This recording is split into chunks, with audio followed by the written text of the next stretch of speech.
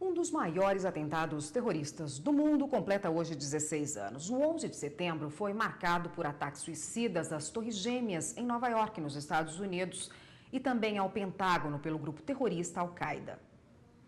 Em 2001, 4 aviões foram sequestrados por terroristas do grupo liderado por Osama Bin Laden e lançados contra as duas torres gêmeas na ilha de Manhattan, em Nova York. Pelo menos 3.000 pessoas morreram. O Pentágono, em Washington, também foi atingido por outro avião pilotado por extremistas. A quarta aeronave caiu em um campo aberto na Pensilvânia, Estados Unidos. Esses atentados intensificaram o combate ao terrorismo. Se antes os atentados matavam 12 a 50 pessoas, hoje os atentados matam na faixa de centenas ou milhares de pessoas. E isso foi o que foi inaugurado pelo Al-Qaeda. Atentados simultâneos, como foi o 11 de setembro, em larga escala, com o objetivo de causar um maior número de vítimas possíveis.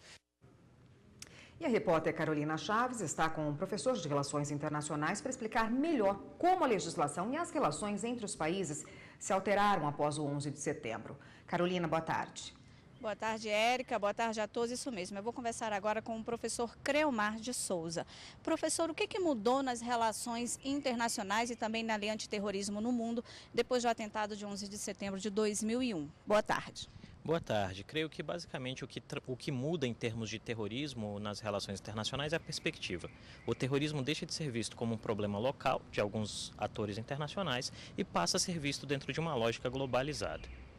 Agora, com relação aos imigrantes, né, os Estados Unidos, por exemplo, como eles passaram, né, a ver essas pessoas depois desse atentado, né? Houve alguma mudança no tratamento, né, nesse controle de entrada no país?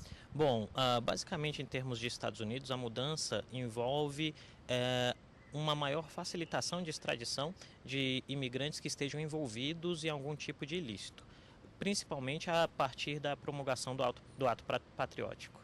Agora, aqui no Brasil, por exemplo, como o país vem se protegendo, né, para evitar ato terrorista aqui? A gente pode até citar a lei antiterrorismo sancionada no ano passado, que serviu até como base para a condenação de 8 pessoas alvos da operação Hashtag no ano passado, né? Que tipo de medida o Brasil vem tomando para evitar essas ações aqui?